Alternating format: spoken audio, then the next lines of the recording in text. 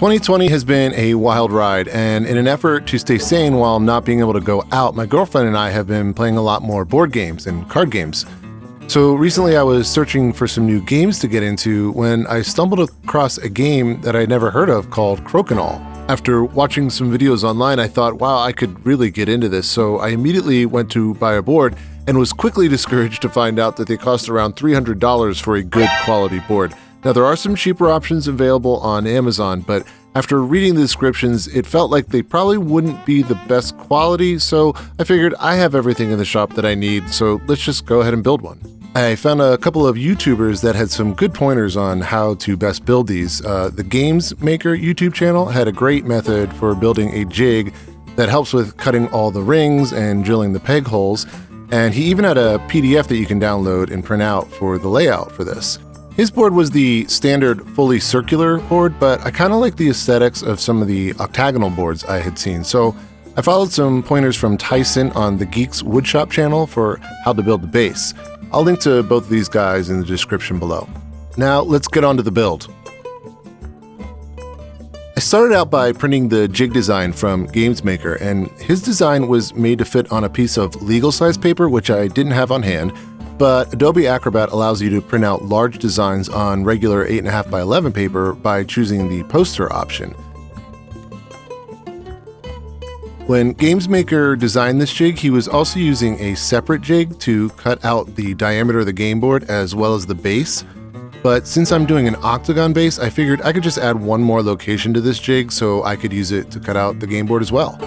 So here I'm just adding a mark at 13 1/8 from center, because I'll be using a 1/4 inch router bit to cut this, so this will give me a board with a diameter of exactly 26 inches.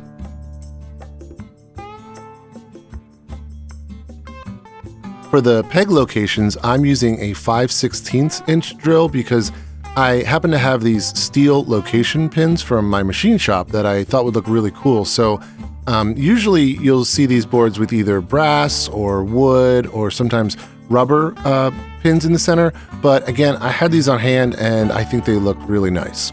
And for the larger holes, I'm using a 5/8 inch Forstner bit since I'll be using a 5/8 inch guide bushing on my router. Now, these two holes here need to be connected and routed out, so I'm making some rough lines between them. This section of the jig is used to make the intersecting lines that divide up the 4 quadrants of the board. And I'm using the scroll saw to get close to the line, but not super close because I'm going to use a router to make that perfect.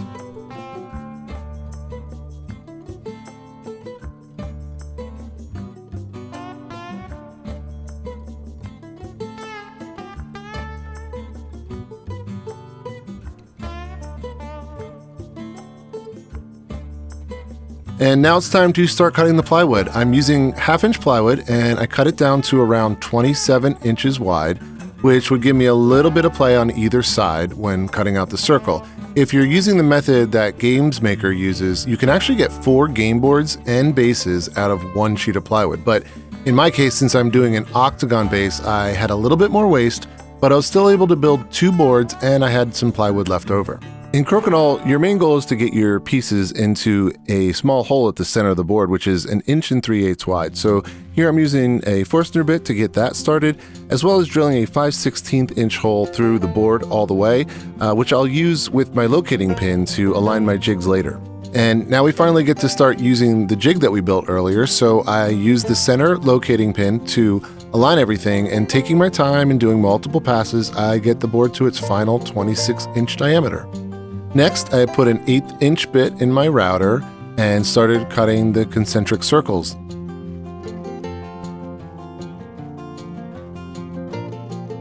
Once all the concentric circles were cut out, I could switch over to drilling the holes for the pegs as well as cutting the intersecting lines that make up the 4 quadrants. And the beauty of this jig is that you drill your first 4 holes, which I'm drilling about 1/4 inch into the board, then you use your router to cut the first line. Then you rotate the jig 90 degrees, which is super easy because you can just use the last 2 holes you drilled to align it with your pegs. Now, with the jig in this alignment, you drill your next 2 holes and cut the intersecting line. And you just repeat this 2 more times using the previous holes drilled to align your jig at 90-degree intervals, and once you're done, you have all 8 peg holes drilled and all 4 quadrant lines cut in perfect alignment.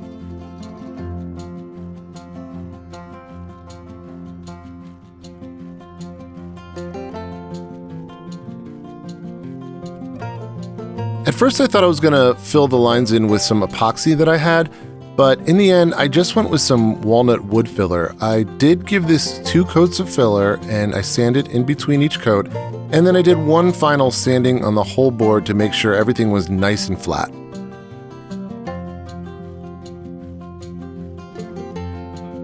I ran some edge banding around the boards, and originally I thought I wanted both of these to have a dark edge banding to match the concentric circles, but after doing one of them, I decided that I kind of liked the natural edge banding.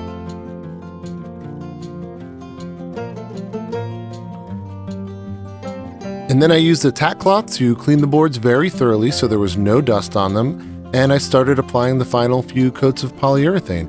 I think I ended up doing a total of 3 more coats on each board, scuffing them up in between each coat just to make sure I had a nice flat glassy surface. So between the 2 boards, this ended up being a couple days of applying the poly, letting it dry, scuffing, applying another coat over and over again until I was happy with the finish. And since I was super excited to try out the game, I gave one of the boards a quick coat of wax and cut a dowel to make a temporary game piece, and I wasn't very good at it. As an aside, the discs were the one thing I did end up ordering online because I had zero desire in making about 50 of these things by hand, and they're really cheap online, so I'll put a link for where I bought these in the description below. And now it's time to make the base, so I grabbed some of the leftover plywood and I cut these into 6-inch wide strips. Then I took it over to the miter saw, set my angle for 22.5 degrees, made my first cut, and then I measured 12 3/4 on the long edge and set a stop block. Now, I just used the measurements that Tyson over at the Geek Woodshop channel was using, and I didn't take into account that he used thicker rails on his board and he could cut a rabbet into them, so the ditch on my board ended up being a little bit wider than it needed to be, so in the future I would alter these dimensions a little bit and make them a little bit shorter. And now I'm ready to put all the pieces together, so I grabbed my biscuit joiner and made some slots just to help with alignment and to keep things a little bit snug while doing the glue up. And I just used some painter's tape to keep things together while the glue dried. Once I had all the pieces glued up to where I had 2 halves of the base completed, there was a slight gap, and that's just because there were so many cuts made on this, so it just was a matter of taking it over to the miter saw and making little tiny cuts until everything lined up perfectly. Next, I put some painter's tape on the base and used this jig to line the top up over the base, and I traced the edge with a pencil. Then I used an X-Acto knife to cut about a 1/2 inch inside that line, and I just did this so that when I was staining and applying the polyurethane, I wouldn't go too far in and I would have a nice clean surface for the glue to adhere to.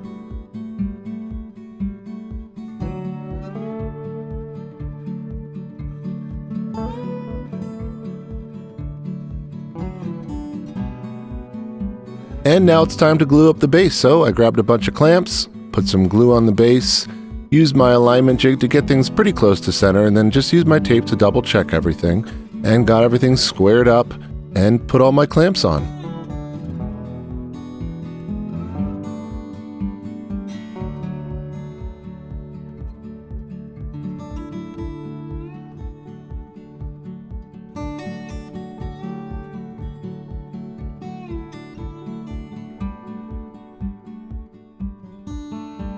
And the last little bit we have to do is make the rails that go around the outside of the base. So I grabbed some 1.5 inch stock and ripped it down to 1/4 inch wide and gave it a quick sanding, set up my miter saw for another 22.5 degree angle, made my first cut, lined it up on the board, and made a pencil mark where I needed to make my second cut. Then I just repeated this all the way around the board until I had the rail completed.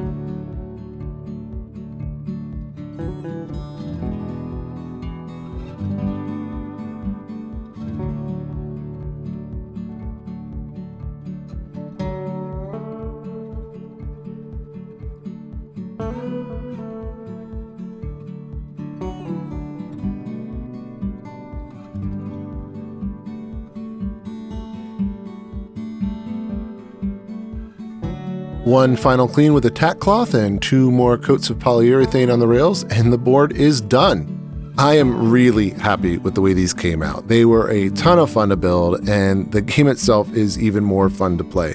My girlfriend and I have been playing a ton over the last week, and I gotta say, it is a really, really fun game. It's super easy to learn, and while it's obvious that you could get very skilled at it, even at our novice level, I didn't feel frustrated or angry at a bad move that I made or anything like that, and in fact, I did find myself getting excited and laughing a bunch when my opponent would make a great play. So whether you build it or buy it, I would definitely recommend getting yourself one of these games.